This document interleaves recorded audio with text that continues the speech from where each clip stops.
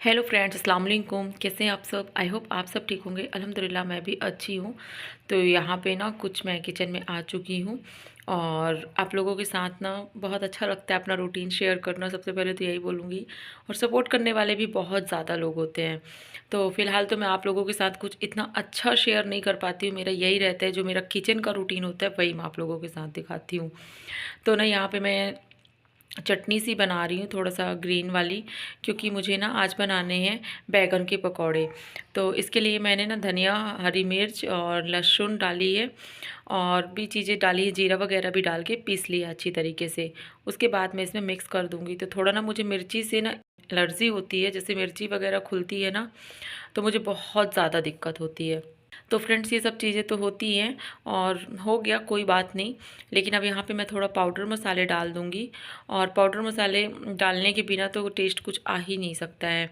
तो मेरे से ना काफ़ी लोग बोलते हैं कि बाजी, अप्पी, दीदी, जो भी बोलते हैं कि आप लोग ना प्लीज़ रेसिपी शेयर किया करें। मतलब मैं जो भी बनाती हूँ आप लोगों के साथ शेयर करूँ, और एक एक चीज़, इंग्रेडिएंट्स बताऊँ कि मैंने क्या कितना डाला है। तो यहाँ पे तो फ़िलहाल चने का मसाला बन रहा है। तो चने का मसाला तो आपको पता है कि मैं कई बार चने का बता चुकी हूँ, और आज मैं बना रही थी मसाला चना, इसलिए मैंने आप लोगों को दिखा दिया।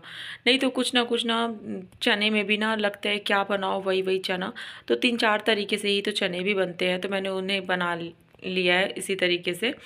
तो आज कुछ ऐसा बना तो इसलिए शेयर कर दी।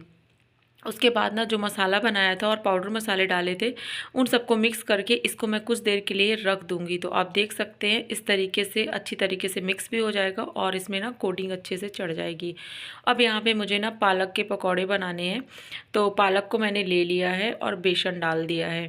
तो मुझे ना ये मैं मिक्स तो करने लगी हूँ, और अच्छी तरीके से पालक और बेसन ना एक दूसरे से आपस में मिल जाएंगी तो अच्छा टेस्ट आएगा, और पता चल जाता है कि पालक की क्वांटिटी कितनी है।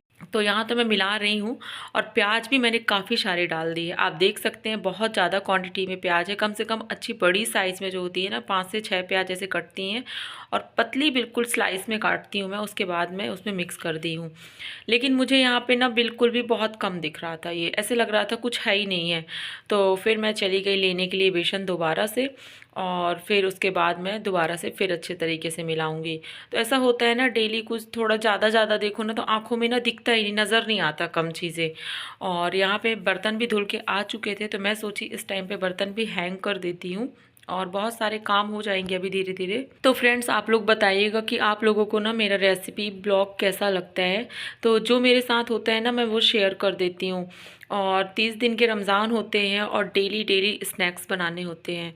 तो फ्रेंड्स, इतनी मैं एक्सपर्ट नहीं हूँ कुकिंग में, लेकिन जो मेरा रूटीन होता है, जो भी होता है, वो आप लोगों के साथ शेयर कर देती हूँ।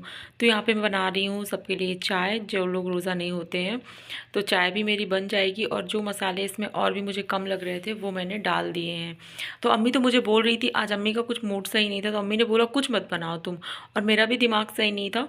लेकिन मुझे लगा कि नहीं, ऐसे करने से तो काम चलेगा नहीं कि हम कुछ नहीं बनाते। और मैं ना सो गई थी, देर टाइम से आई थी मैं किचन में। लेकिन मुझे लगा कि अगर कुछ बनाएंगे नहीं तो क्या मतलब रमज़ान का, क्या मतलब इफ़्तार का। तो आप देख सकते हैं, फिर मैंने मिर्ची का बॉक्स खोला, और फिर से मुझे ना बहुत तेज़ से छींकें आना शुरू हो जाती हैं। तो आप लोगों को सिर्फ दिखाने के लिए मैंने क्लिप ऐड की है कि इसी तरीके से, और मुझे बहुत बार छींकें आती हैं, मतलब मैं परेशान हो जाती हूँ किचन में। तो मुझे ना ये एलर्जी ही है, और मैंने काफ़ी इसका इलाज कराया है। जब दवा वगैरह लेती हूँ तो ठीक रहता है। बाकी स्मेल से तो एलर्जी जिसको हो जाती है तो वो तो होती ही है। तो ये कंप्लीट हो गया, इसको मैं किनारे कर दूंगी, और इसके बाद मेरे ना दूसरे काम जो होते हैं मैं वो स्टार्ट कर लूँगी। तो सारी चीज़ें मेरी हो गई हैं कंप्लीट। अब यहाँ पे आई है बारी किचन को अच्छी तरीके से क्लीन करने की। तो यहाँ पे ना बेसन वगैरह गिर जाता है, और वो चिपकता है ना, तो जल्दी से निकलता नहीं है। तो यहाँ पर मैं कुछ ऐसे हाथों से हटाने की कोशिश कर रही थी। उसके बाद आप देखेंगे कि मैं यहाँ ना पानी से कुछ ऐसे छींटे डाल देती हूँ, जिससे कुछ देर तक ना वो भीग जाएगा।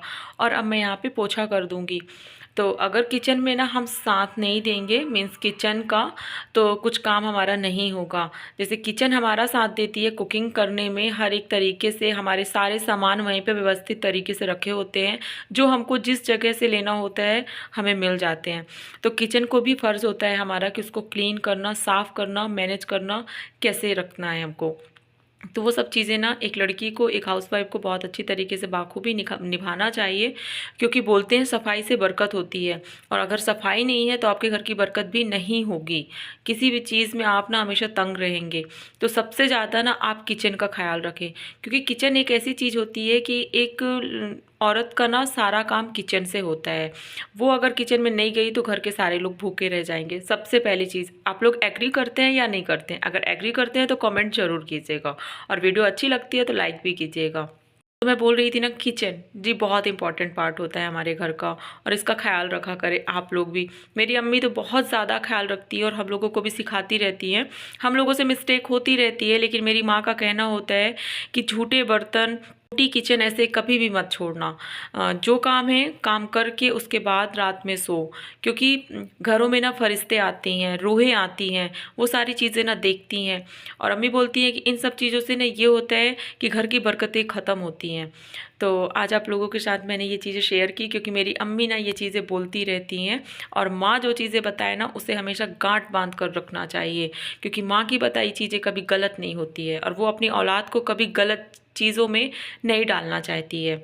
हाँ, हर वक्त एक चीज़ें एक सी नहीं होती हैं कि हाँ, कभी ना किसी की तकदीर, किसी का नसीब, हर एक चीज़ें आपको दौर खिलाता रहता है, तो वो सब चीज़ें तो अलग होती हैं। और यहाँ पे ना मेरे पकौड़े बनना शुरू हो गए हैं, तो मैं पहले ना बेसन और पालक के पकौड़े डाल लेती हूँ, और उसके बाद फिर इसको भी डाल देती हूँ। तो मैं ना हाफ हाफ करके हर एक चीज़ें निकालती हूँ, जिससे कि ऐसे हो कि चीज़ें थोड़ा दिखे। नहीं तो ये होता है कि एक ही चीज़ निकालूंगी ना तो टाइम हो जाता है और सिर्फ एक ही चीज़ दिखती है। तो नहीं, एक चीज़ मेरा कंप्लीट हो गया है, और आज कुछ भी मैंने स्वीट्स नहीं बनाई थी। तो ऐसा होता है कि इफ्तार में एक स्वीट्स रहती है तो अच्छा रहता है हम खुद ही घर में बना लें, नहीं तो मार्केट से तो हर एक चीज़ें सबके यहाँ पड़ी होती हैं।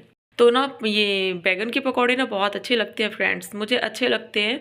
और इस टाइम पे ना थोड़ी जब मैं खाने बैठती हूँ तो फिर ये होता है ठंडे हो जाते, क्योंकि कुकिंग टाइम में ही सारा टाइम चला जाता है, और जब इफ्तार का टाइम होता है तो चीज़ें ठंडी होने लगती हैं। तो कोई बात नहीं, ठंडा मिले गर्म मिले सब चीज़ें, ऐसा नहीं है, हमें ठंडी चीज़ें भी खाना चाहिए। ठंडी चीज़ें तो हमारी सेहत के लिए सबसे ज़्यादा ज़रूरी होती है। तो ये चीज़ों से अब मैं यहाँ पर फ्री हो गई हूँ, और यहाँ पर हो गई है मेरी इफ्तार की तैयारी। तो आज के ब्लॉग में ना मैंने आप लोगों के साथ यही शेयर किया। अगर वीडियो अच्छी लगती है तो फिर से बोलती हूँ लाइक कीजिएगा, चैनल पे नए हैं तो सब्सक्राइब कीजिएगा। अब यहाँ मेरा हो गया है इफ्तार टाइम, तो मैंने यहाँ पे खोल लिया है रोज़ा। तो फ्रेंड्स यहाँ पे रोज़ा इफ्तार करने के बाद ये सारी चीज़ें इतनी बच जाती है, और नानी के यहाँ से ना टिकिया बनी थी, तो स्वीट्स भी कंप्लीट हो गई है घर की, वो भी आ गई थी। तो फ्रेंड्स आप एक छोटी सी गुड़िया से मिलिए, उसकी प्यारी प्यारी बातें सुनिए। भैया कहाँ है? भैया घर में। पापा?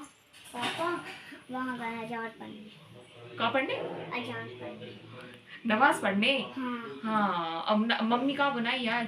मम्मी खाना बना रही है, भिंडी की सब्जी। भिंडी की सब्जी? और बस भिंडी की सब्जी बस? भिंडी की सब्जी बस खाओगे? हाँ, खाना खाना भी खाओगे? क्या बनता है, रोटी बनते हैं कि चावल? चावल और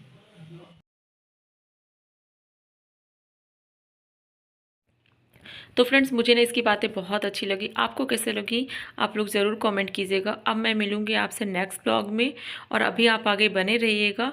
तब तक अपना ख्याल रखिएगा खूब सारा। अस्सलाम वालेकुम, अल्लाह हाफिज़, और सब्सक्राइब भी करना, और फिर कमेंट करके बता देना कि मेरी बातें कैसी लगी आपको। बोलो बोलो, और कमेंट भी कर देना। बोलो thank you, bye bye. Thank you, bye bye.